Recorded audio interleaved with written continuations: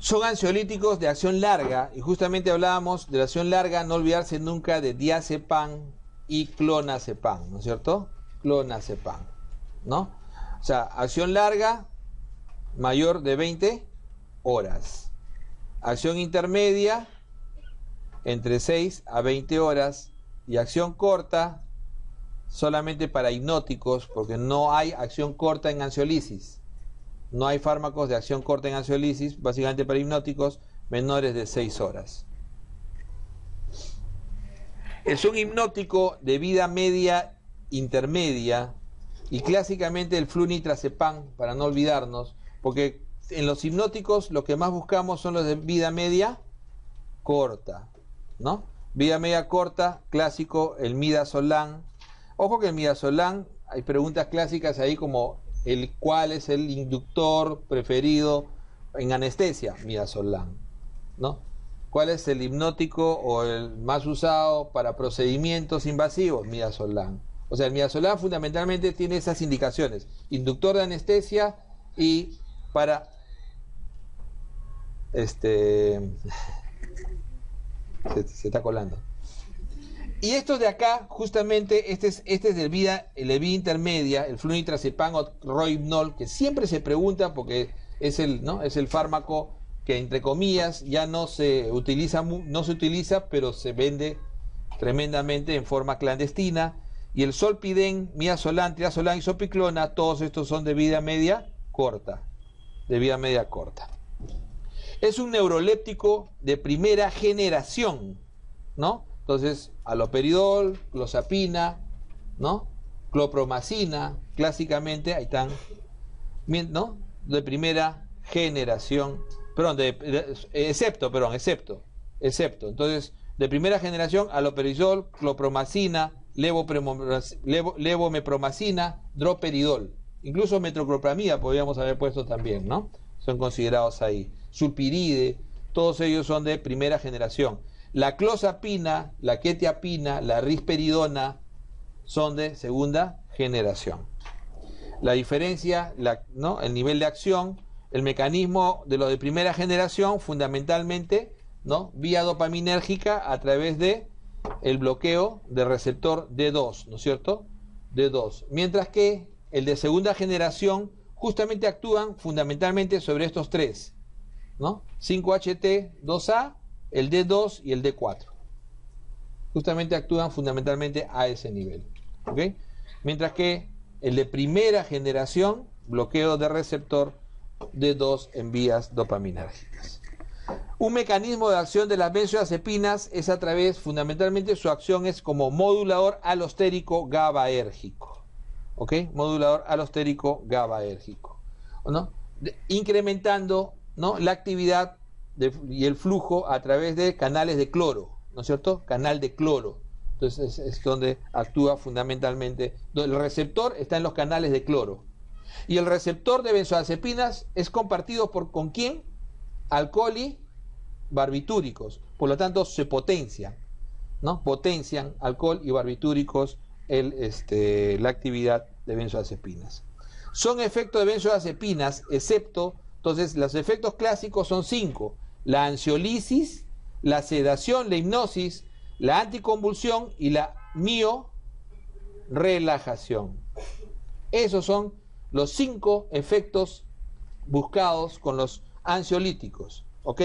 El único que tiene los 5 es diazepam, pero es de vida media larga, ¿no es cierto? 20 a 50 horas. La hipomanía es lo que voy a tener yo el fin de semana porque viajo.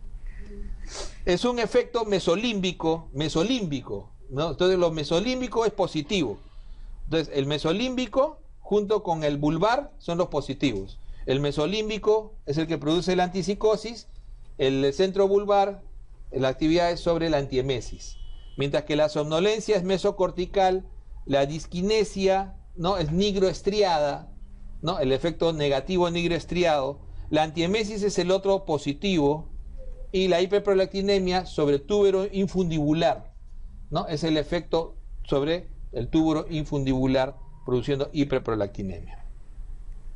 Es un efecto, como decíamos, centrovulvar, que es el otro positivo, la antiemesis.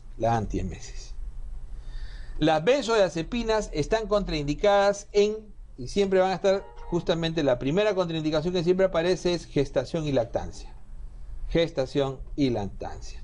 O sea, con ancianos no hay contraindicación absoluta, en depresión mayor tampoco, aunque puede precipitar, ojo, se dice que deben evitarse porque puede precipitar el suicidio, las benzodiazepinas, ¿ya? Pero no es una contraindicación absoluta. Pero ¿cuál es el problema que puede tener una benzodiazepina en depresión mayor? Puede precipitar el suicidio, ¿ok? El metabolismo de las benzodiazepinas en el primer paso está mediado por ¿quién? Acuérdense que el primer paso siempre es hidrólisis, óxido-reducción. O sea, es básicamente tratar de hidrolizar la molécula a través de la citocromo, que son 18 subfamilias, citocromo P450, ¿no es cierto? Una subfamilia más, de las más importantes es la 3A4. Esta es una de las 18 familias. ¿Por qué siempre insistimos en esta? Porque esta hace el 60% de la actividad en fármacos. Y siempre es la que se pregunta, la clásica que se pregunta es esta, ¿no?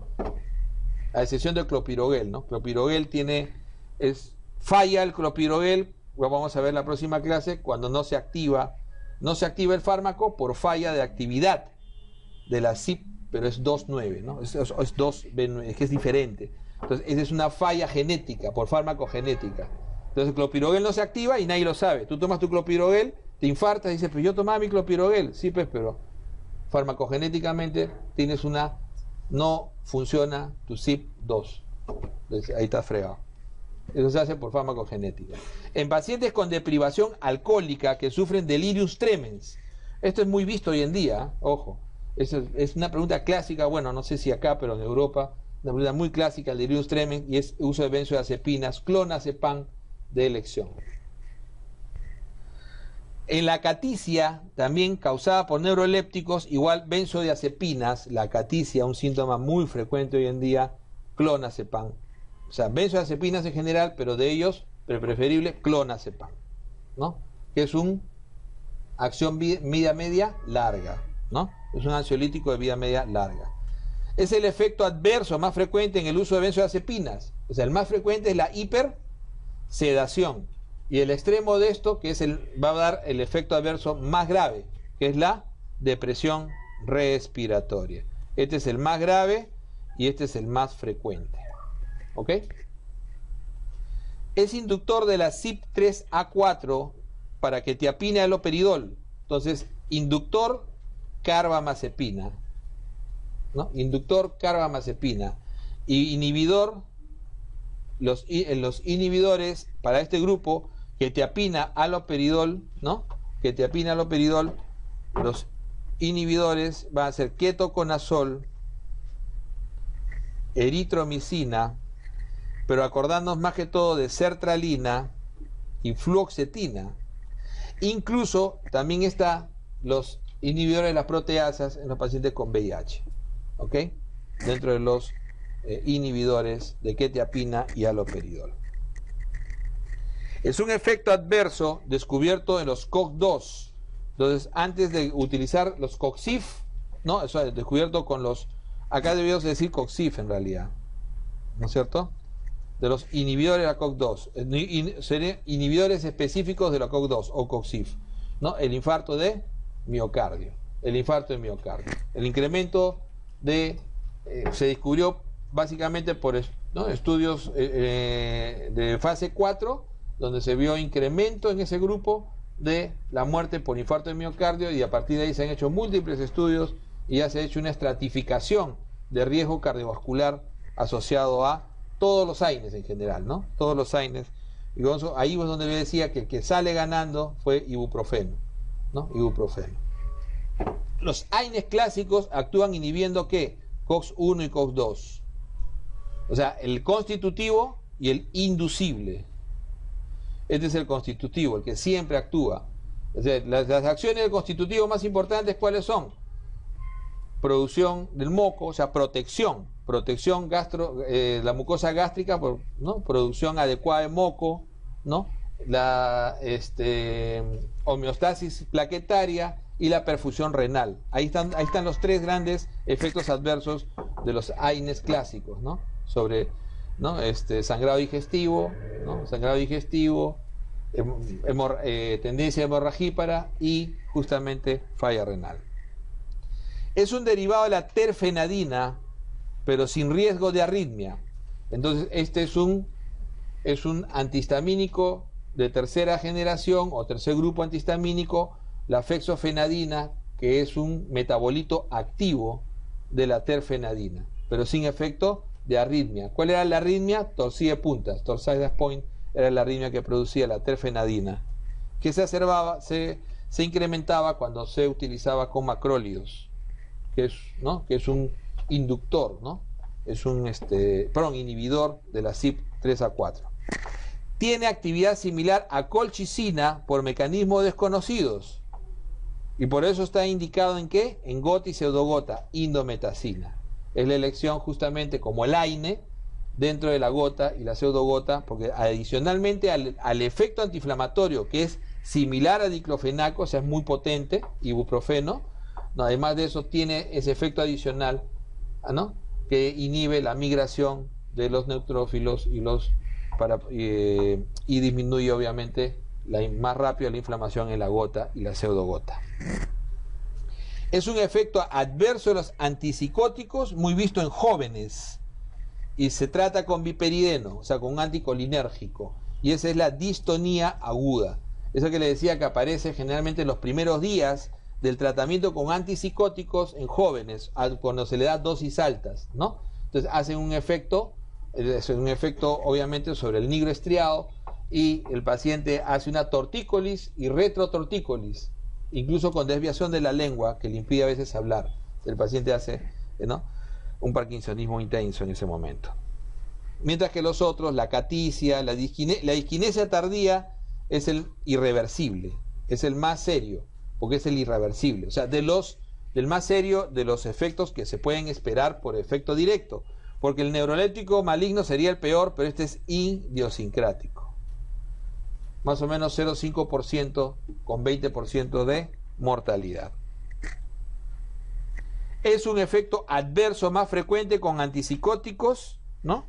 Con antipsicóticos, y es idiosincrático y provoca lo que decíamos, 20% de mortalidad, síndrome neuroléptico maligno. Un RAM tipo B, 0,5%, no solamente se ve con neurolépticos, hoy en día también se ve con benzodiazepinas y se ve con antidepresivos, ¿ok?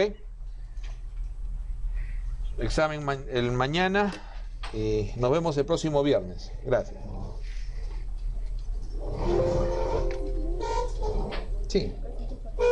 Un caso particular. Cuando un paciente es alérgico a los AINES y alérgico a los opioides, tolerar el paracetamol